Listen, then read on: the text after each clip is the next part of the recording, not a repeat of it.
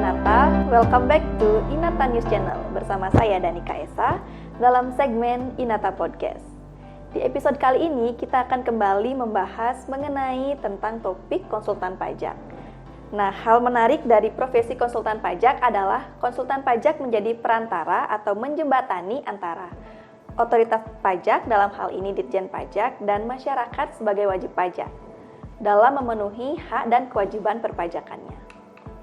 Kompleks dan dinamisnya aturan perpajakan seringkali membuat masyarakat malas untuk berurusan dengan pajak, sehingga kehadiran konsultan pajak dapat menjadi angin segar bagi wajib pajak untuk membantu mereka dalam memenuhi kewajiban perpajakannya. Tentunya konsultan pajak memiliki peran yang sangat strategis dalam membantu wajib pajak dalam memberikan edukasi mengenai perpajakan, sehingga diharapkan dapat meningkatkan kepatuhan perpajakan. Nah, untuk itu kita akan bahas lebih lanjut mengenai apakah benar konsultan pajak dikatakan sebagai jembatan kepatuhan perpajakan dan bagaimana mereka menjadi bagian dari kepatuhan perpajakan. Kita akan bahas bersama narasumber yang tidak asing lagi, yaitu beliau adalah Bapak I Gusti Putumurah Eka Putrawijaya, SST BKP. Selamat sore Pak Gusti. Sore Mbak Esa. Gimana kabarnya Pak? Luar biasa. Kita kembali lagi di Inata Podcast ya Pak ya. Luar biasa, thank you Mbak Esa. Iya. Nah, kembali lagi nih Pak di acara Inata Podcast. Kita akan mengulas kembali mengenai topik konsultan pajak, yaitu tentang kepatuhan perpajakan. Ya. Sebelum masuk lebih dalam terkait dengan topik yang akan dibahas kali ini, seperti diketahui, kepatuhan perpajakan menjadi hal utama dalam memberikan kontribusi kepada negara dalam rangka membangun bangsa dan negara. Menurut Bapak, apa sih arti dari atau definisi dari kepatuhan tersebut? Wah, ini sesuatu yang mudah kedengarannya tapi mendefinisikannya susah ya Mbak Esa ya. Saya analogikan sederhananya begini. Kalau berbicara kepatuhan itu berbicara 3 poin sebenarnya. Yang pertama adanya kemauan, gitu ya. Yang kedua tindakan pastinya, karena kalau nggak ada kemauan nggak ada tindakan, tidak mungkin. Yang terakhir adanya suatu norma atau aturan yang mengatur. Sama dengan kalau kita bilang Mbak Esa misalkan patuh pada orang tua. Iya. Berarti ada niatan tuh ya. Niatan mengikuti apa yang dinasihati oleh orang tua dan tindakannya ada. Begitu juga kalau kita berbicara kepatuhan di bidang perpajakan. Jadi ada suatu kemauan dari wajib pajak ya, untuk apa? Untuk melakukan tindakan. Tindakan pemenuhan kewajiban perpajakannya. Secara apa? Sesuai dengan ketentuan perundang-undangan perpajakan yang berlaku. Jadi jelas, ada kemauannya, tindakannya jelas, melaksanakan kewajiban perpajakan, kemudian rambu-rambunya ada. Ya, ini aturan perpajakan itu sendiri. Jadi gitu Mbak Esa. Kalau sederhana saya definisikan kepatuhan itu begitu. Gitu. Kalau kita lihat banyak referensi itu banyak sekali ya mengupas definisi kepatuhan. Tapi sederhana saya sampaikan begitu. Itu Mbak Esa. Nah, menurut sudut pandang Bapak, apa sih yang menyebabkan wajib pajak itu patuh atau tidak patuh pada perpajakan? Iya, pertanyaan yang menarik sebenarnya Mbak Esa ya. Jadi kepatuhan itu yang pertama mendasari tentu niatnya, ya kan? Suatu niat, karena niat ini yang mendorong individu ataupun entitas untuk berperilaku, kan gitu ya. Jadi didasarkan sama niatnya. Adanya niat yang didasari karena kepercayaannya. Karena kalau tanpa ada niat dari dalam diri sendiri, gimana pun perpajakan itu, ya wajib pajak nggak akan mampu melaksanakan, nggak akan mau melaksanakan kewajibannya. Jadi yang pertama adalah patuh atau tidak patuhnya itu didasari oleh niat dari wajib pajak itu sendiri. Nah tentu sekarang yang kedua, setelah niatan itu ada, apa yang menjadi dasar? Patuh dan tidak patuhnya. Bagaimana pengetahuan dan pemahaman dari wajib pajak itu terhadap regulasi, Mbak? Nah, ini sering sekali. Aturannya begitu kompleks, sering terjadi perubahan. Tapi kadang-kadang banyak wajib pajak yang belum paham. Seharusnya kan nggak begitu. Kenapa? Karena sistem pemajakan kita self-assessment system, ya kan? Jadi wajib pajak itu dituntut untuk melaksanakan kewajiban perpajakannya dari membayar, menghitung, melapor, benar sesuai dengan aturan. Jadi sebenarnya tidak ada alasan untuk kita tidak tahu. Jadi ya, nah itu pemahaman ini penting ya. Bagaimana wajib pajak itu harus paham dulu terkait dengan regulasinya apa agar bisa melaksanakan kewajiban perpajakannya yang benar. Nah itu yang kedua. Yang ketiga menurut saya niat ada. Pemahaman atau pengetahuan tentang aturan itu ada. Yang ketiga juga didorong sama pelayanan. Nah, bagaimana kan pelayanan dari kantor pajak, dari DJP memberikan pelayanan yang baik, memberikan informasi agar apa? Agar wajib pajak ini merasa nyaman dalam melaksanakan kewajiban perpajakannya. Nah, itu penting juga. Kemudian yang keempat menurut saya juga program-program yang dilaksanakan oleh DJP. Ya, yang ini juga mendorong wajib pajak untuk mau melakukan kewajiban perpajakan. Contoh dari dulu kita tahu namanya sunset policy ya. Mungkin Mbak Esa pernah dengar tahun 2007 ada sunset policy, kemudian ada setelah itu ada namanya PMK 95 terkait dengan penghapusan sanksi, gitu ya. Terus kemudian setelah itu disusul dengan tax amnesty dan seterusnya. Ini kan juga suatu program-program yang juga mendorong wajib pajak untuk melaksanakan kewajiban perpajakannya. Nah, itu Mbak Esa menurut pandangan saya. Sebenarnya banyak faktor ya yang menyebabkan patuh dan tidak patuh, tapi on praktik apa yang saya alami di lapangan, ya faktor-faktor itu yang utama. Ada niat, kemudian pengetahuannya, pemahamannya, terus kemudian pelayanan dan juga program-program yang mendorong wajib pajak itu untuk mampu dan mau melaksanakan kewajiban perpajakannya. Itu Mbak Esa. Iya, Pak. Nah, sebagai konsultan pajak nih, Pak, apa sih yang Bapak harus terapkan untuk membantu otoritas pajak dalam membantu wajib pajak dalam mematuhi kewajiban perpajakannya? Iya, seperti kita bahas sebelumnya Mbak Esa, bahwa tanggung jawab utama seorang konsultan pajak itu bagaimana membantu wajib pajak ya dalam melaksanakan kewajiban perpajakannya dengan baik dan benar, gitu ya. Nah, jadi sudah pasti peranan dari konsultan pajak ini untuk membantu bagaimana agar aturan-aturan itu tersampai ya kan di wajib pajak, sehingga wajib pajak dapat full information terkait dengan ketentuan perpajakan. Satu, biasanya kita ya sederhana, aturan kan gratis Mbak, ya kan? Nggak dikasih tahu juga wajib pajak bisa baca. Jadi kita memberikan informasi, sosialisasi terkait dengan aturan baru kalau klien-klien kami biasanya ada tax update, kita berikan informasi tax update itu. Adapun klien-klien calon-calon klien yang dia ingin dapat informasi terkait dengan peraturan perpajakan di awal, ya kita free untuk itu. Kenapa? Karena itu gratis.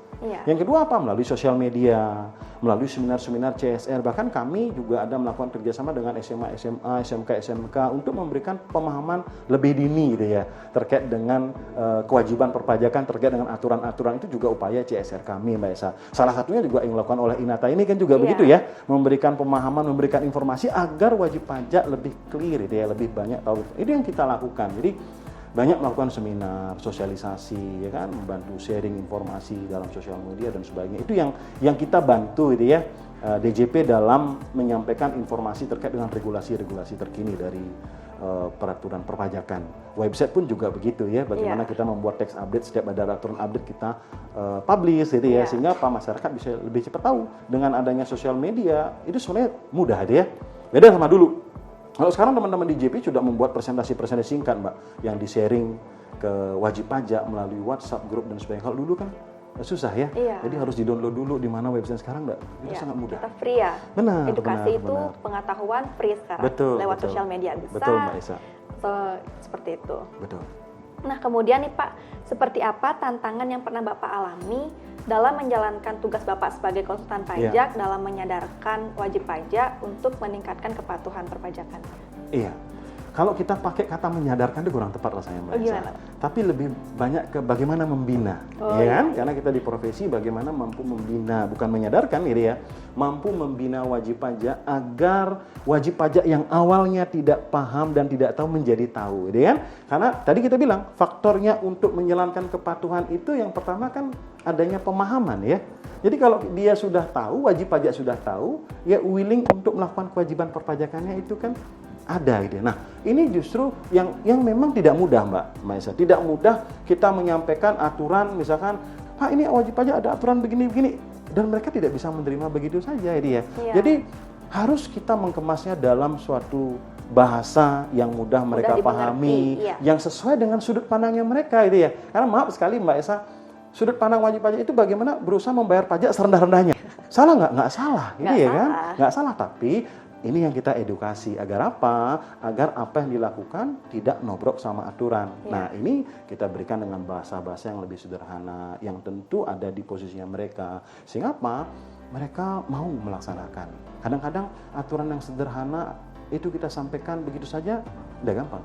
Tapi dengan kita tahu, kita tahu karakter klien kita, ya kan? Kita sampaikan dengan apa yang bisa mendapatkan benefit dari wajib pajak itu, justru itu yang akan mempermudah. Jadi tantangannya memang mengkomunikasikan. Karakter klien berbeda-beda, ya nggak, tidak gampang. Nah, itu yang justru menjadi tantangan kita, ini ya. Itu Mbak Esa. Iya Pak.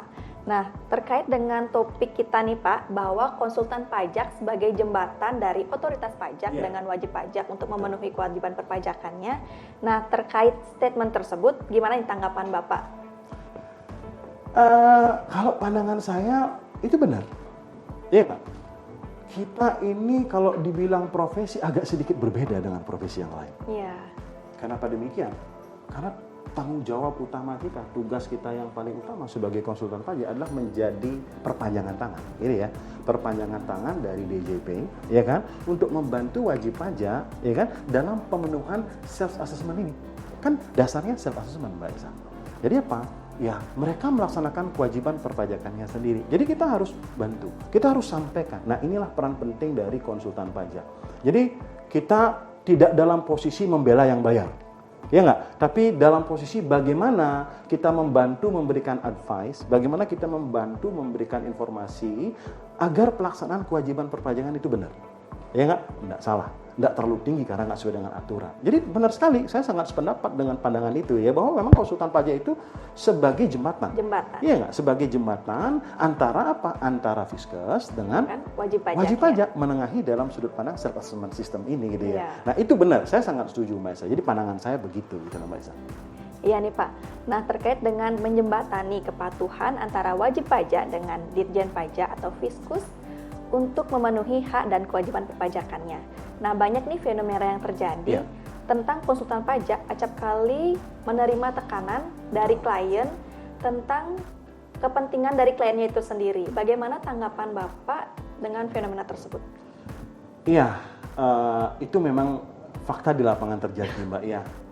Nggak bisa kita pungkiri, kadang-kadang kita memberikan jasa, ya tentu ya dalam tanda kutip materi pastilah, ya kan?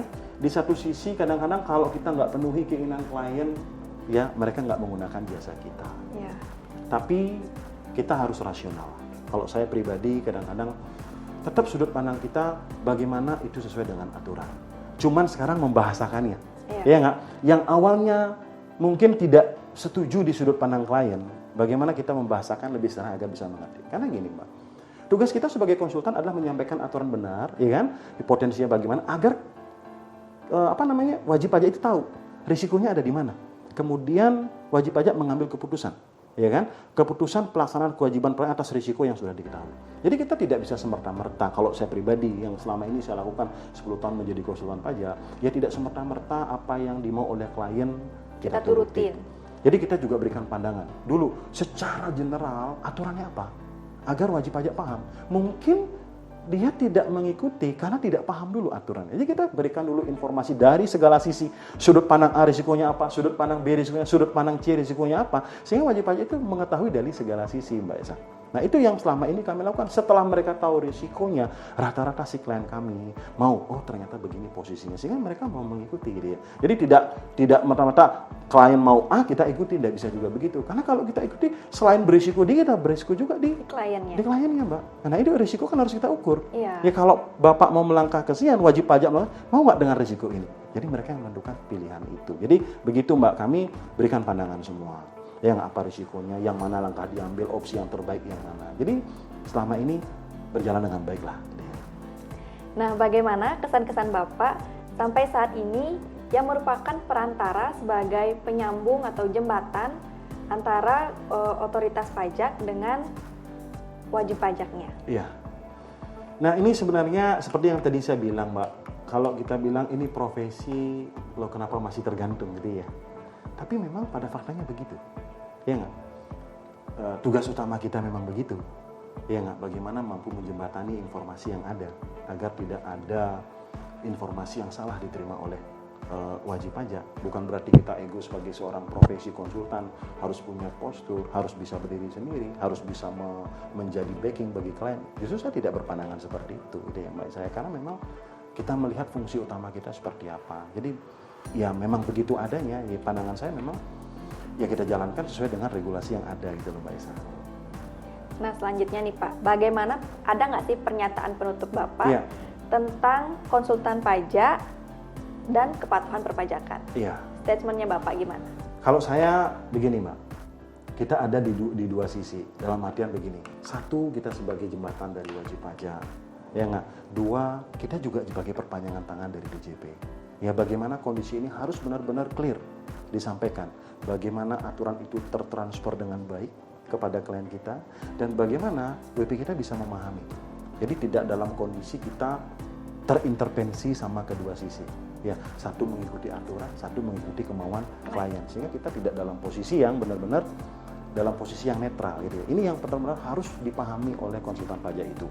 Ya, jadi ada di dalam kondisi bisa memberikan sudut pandang agar bisa diterima oleh kedua sisi itu. Inilah yang menjadi perantara. Karena kalau ini nggak terjadi, konsultan pajak hanya mengikuti kemauan WP, dia nggak akan bisa menjadi perantara. Atau di satu sisi konsultan pajak hanya menyampaikan, ya kan, apa yang disampaikan sama DJP, tidak memberikan ulasan-ulasan yang jelas. Justru kita sebagai profesi berat juga dalam sudut pandang klien gitu loh Mbak. Ya, jadi kita harus berada dalam posisi yang netral. Inilah peran penting kita sebagai perantara. Ya, bagaimana itu bisa tertransfer, bagaimana wajib pajak bisa paham dan mengerti bahwa apa yang dilakukan itu benar begitu adanya sesuai dengan aturan-aturan. Nah, itu Mbak saya. Iya. Oke, sahabat kompeten Inata, sekian nih informasi yang disampaikan oleh Pak Gusti. Semoga informasinya dapat bermanfaat untuk kalian semua dan juga profesi konsultan pajak ini akan terus eksis ke depannya dan terus membantu pemerintah untuk sebagai jembatan kepatuhan perpajakan. Iya. Nah, sekian bincang-bincang kita pada episode podcast kali ini. Saya Danika Esa pamit undur diri. Jangan lupa subscribe, like, comment, and share video ini ke seluruh sosial media yang kalian punya. Sampai jumpa.